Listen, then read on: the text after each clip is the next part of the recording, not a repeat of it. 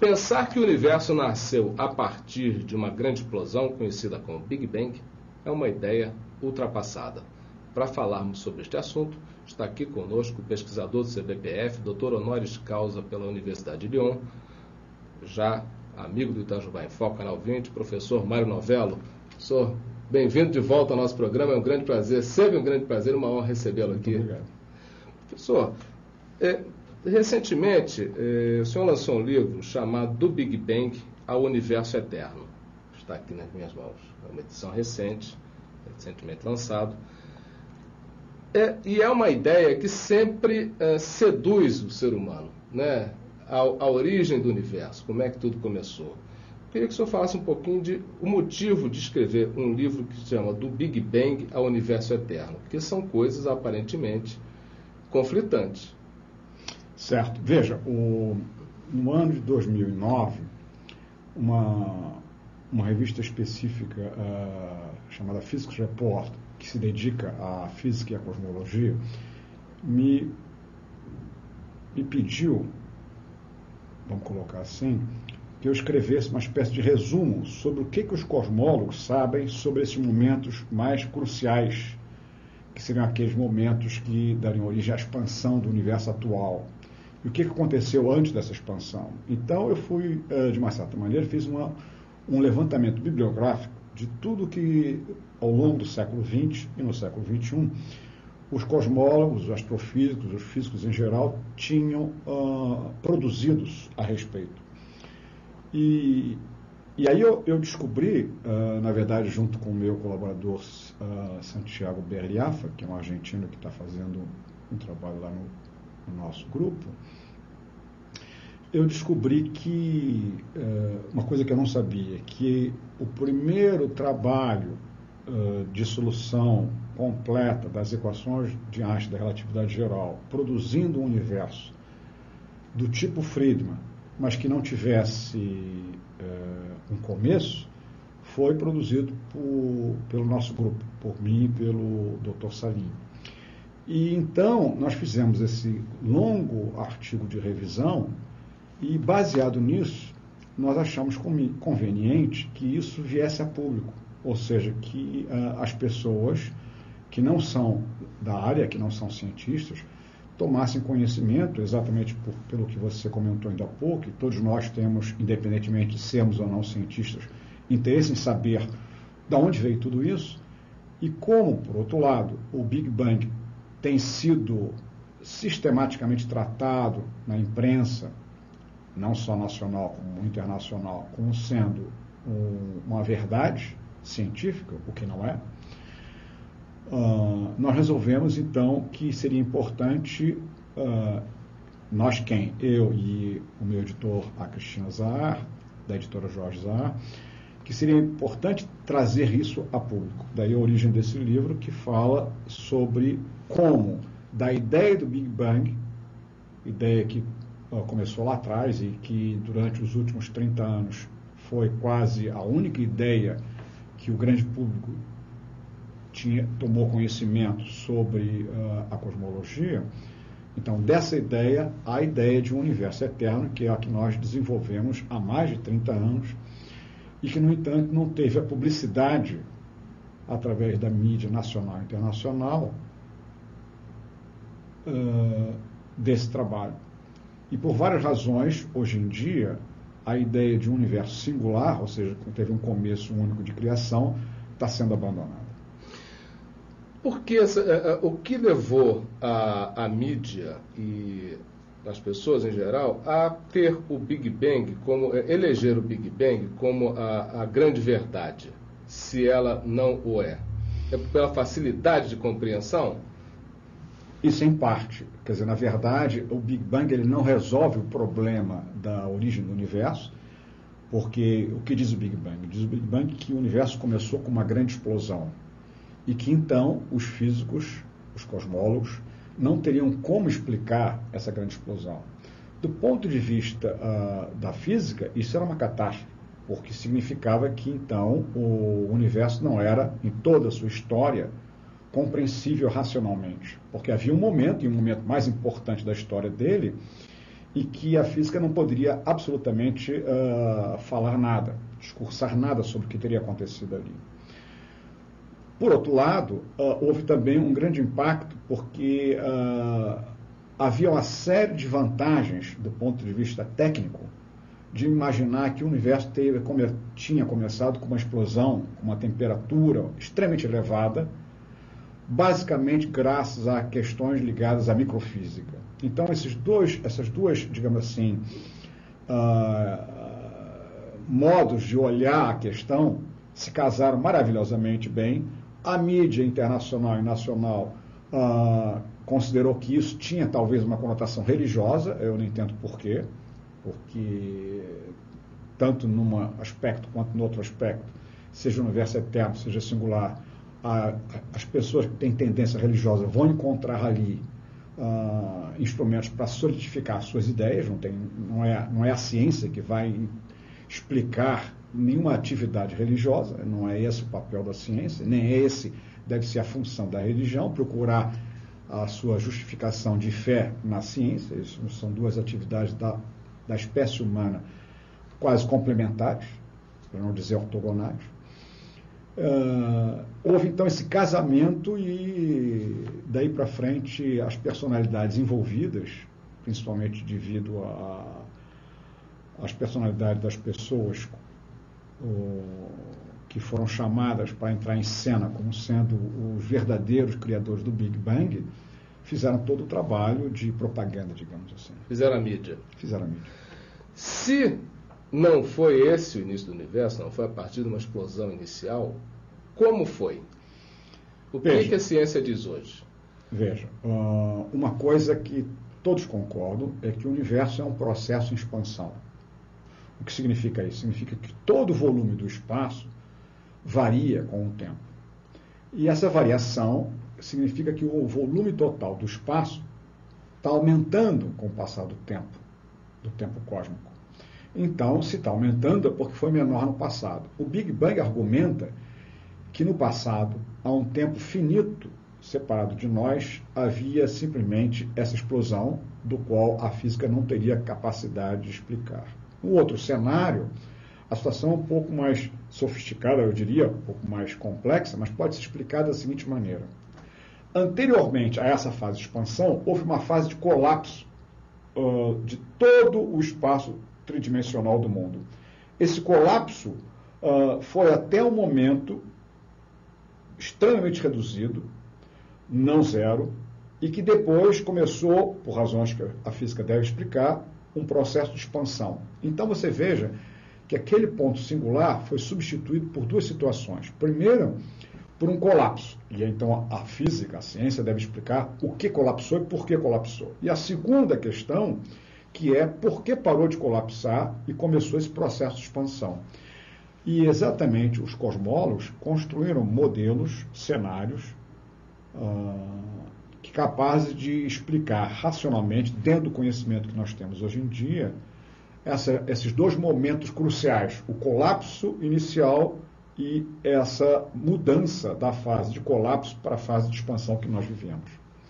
Então, eu acho que esses dois cenários, que são, a partir de um certo momento, iguais, porque a fase de expansão é descrita tanto num quanto no outro, e dessa fase que nós temos a maior quantidade de observações, ou seja, do ponto de vista observacional, hoje em dia, nós não podemos dizer observacionalmente que o Big Bang ou o universo eterno, qual dos dois é na verdade, o universo que nós vivemos.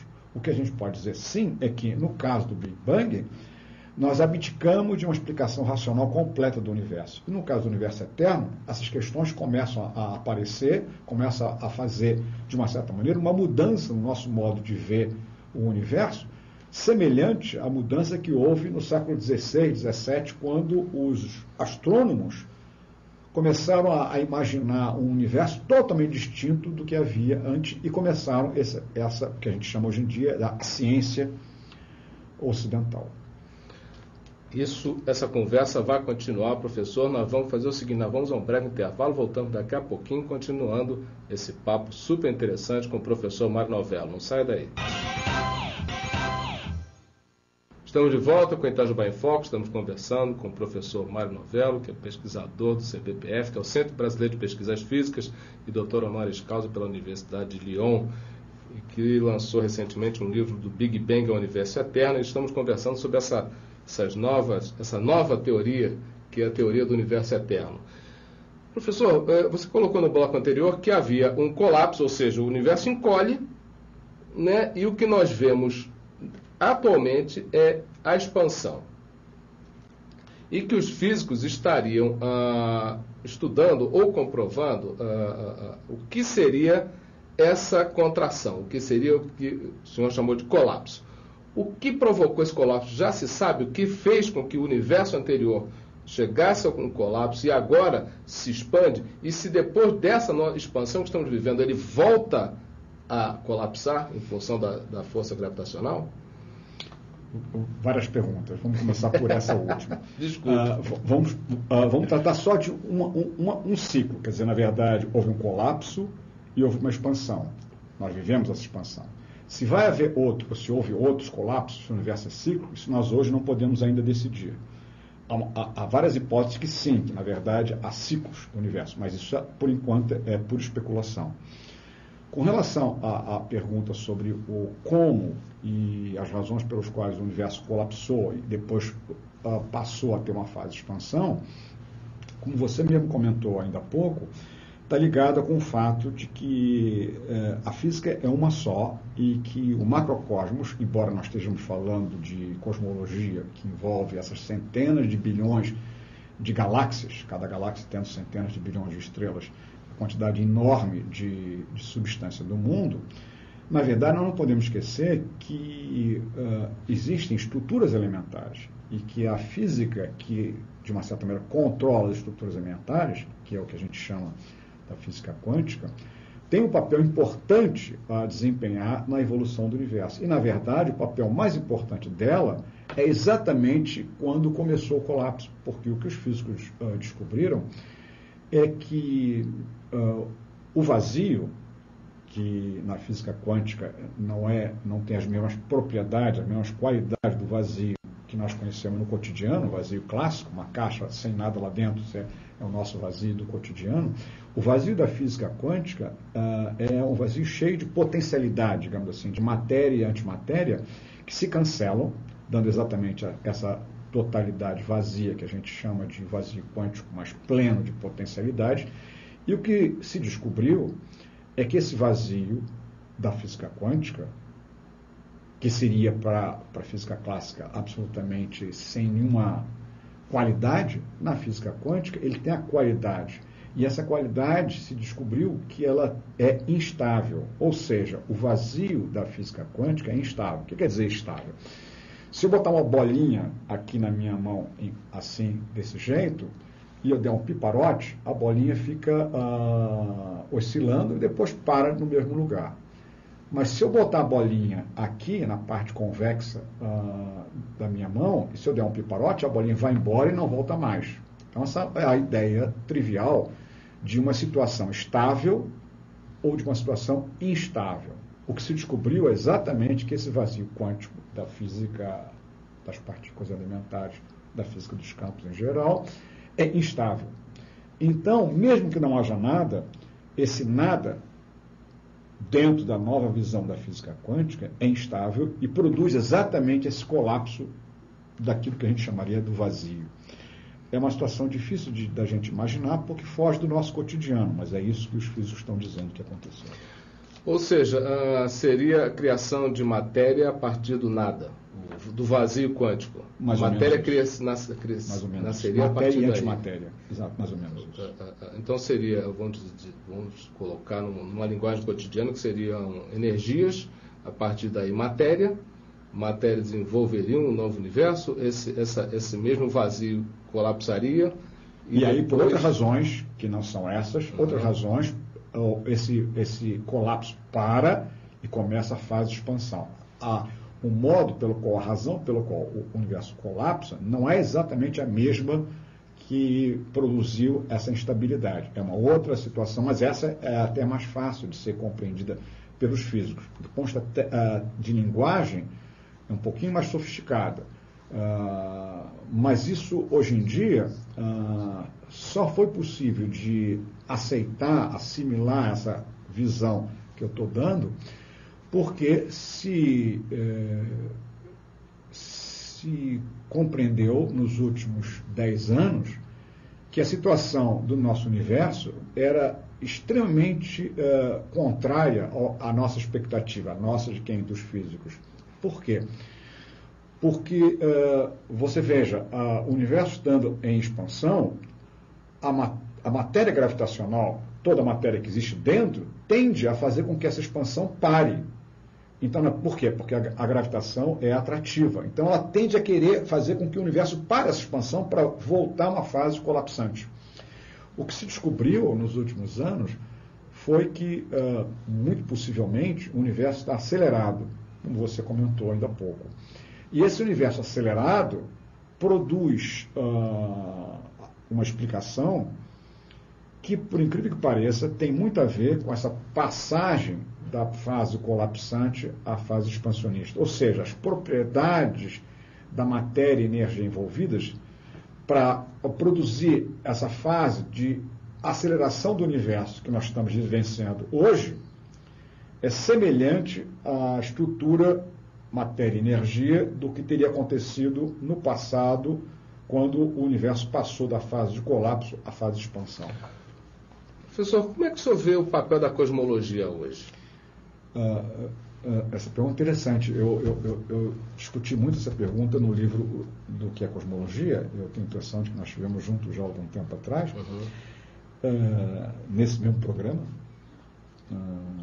E a cosmologia hoje, ela está tendo um papel semelhante, como eu falei ainda há pouco, ao que aconteceu com os primeiros astrônomos, Tycho Brahe, Giordano Bruno, Kepler, Galileu, Newton, que na verdade fundaram a física moderna, eram astrônomos, mas fundaram a física moderna, a ciência moderna como a gente entende e entendeu desde o século XVII até hoje.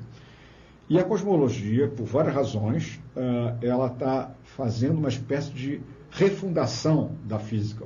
Ou seja, se descobriu que a física que a gente montou, todo esse cenário que a gente conseguiu descrever na Terra, por experiências feitas na Terra e na nossa vizinhança, não é facilmente extrapolável para todo o universo. O que quer dizer isso?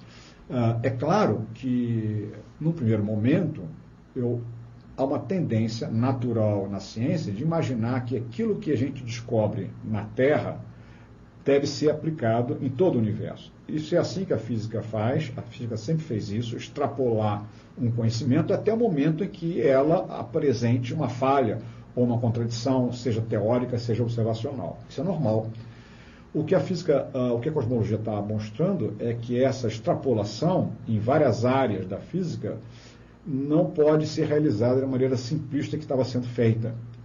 Com isso, está se reestudando uma série de questões que são exatamente os fundamentos da física. Então, contrariamente ao que se dizia há pouco tempo atrás, que nós estávamos chegando ao fim de tudo e que nós teríamos o conhecimento da totalidade, nós estamos abrindo uma nova porta, mais ou menos semelhante ao que o século XVII fez. Quer dizer, na verdade, e isso não é nada ruim, ao contrário, é espetacular, significa, inclusive, principalmente para os jovens, que podem ver na física não o finalzinho de uma atividade racional, mas ao contrário, o começo. Imagina você estar vivenciando no século XVII aquilo que o Newton começou, e você vê o que aconteceu depois do século XVII. Veja o que aconteceu no século XX, o avanço notável da ciência. E o que a cosmologia está mostrando é que nós estamos numa situação muito parecida com aquela. Nós não sabemos onde vai dar. Como, por exemplo, se você entrevistasse o Newton também não saberia as sequências maravilhosas que aconteceram no futuro. É mais ou menos a situação que nós estamos vivendo. Nós não sabemos aonde vai dar. O que nós sabemos é que abrimos uma porta maravilhosa. E o universo é muito mais cheio de encantamentos, no bom sentido da palavra, ou seja, encantar-se com o universo é a função do físico, não só descrever o universo, porque, afinal de contas, antes de ser físico, eu sou um homem, uma pessoa. E, na verdade, esse encantamento, ao invés de me deixar totalmente paralisado, me dá, na verdade, vontade de conhecer cada vez mais. Isso para o jovem deve ser uma maravilha. Pena que eu já não seja mais jovem. Mas por dentro, quem sabe, né? Professor, vocês vão organizar um seminário, o Seminário Friedman, isso, né, brevemente. Em maio, final de maio, começo de junho. Que é homenagem a esse grande físico. Friedman foi, na verdade, quem começou a ideia de que o universo tem um processo de expansão. Em 1922 ele escreveu o primeiro artigo e nós estamos agora fazendo uma homenagem. Vêm físicos de 39 países e principalmente de São Petersburgo, que é a cidade original onde o Friedman viveu e escreveu seus trabalhos. Perfeito. Vai ser quando? De 29 de maio a 3 de junho, no Centro Brasileiro de Pesquisas Físicas, ali na URCA. As pessoas que quiserem saber mais detalhes, podem ter algum site? Pode. Tem um site no próprio CBPF, tem um site, e tem um site do próprio ICRANET, que é nosso sistema de organização, ICRANET Brasil. Professor, e o livro do Big Bang ao Universo Eterno, onde é que pode se encontrar? Eu esperaria que pudesse se encontrar em qualquer livraria de Itajubá, espero eu. Então tá. Bom, tem outro livro do professor, do Big Bang ao Universo Eterno, O que é a Cosmologia, nós já falamos aqui dele da outra vez, e A Máquina do Tempo, um olhar científico, que é um livro também muito interessante. São alguns deles, né, professor? Tem mais. Professor, olha, muito obrigado por sua vinda no nosso programa, foi uma grande honra, né, tê-lo aqui.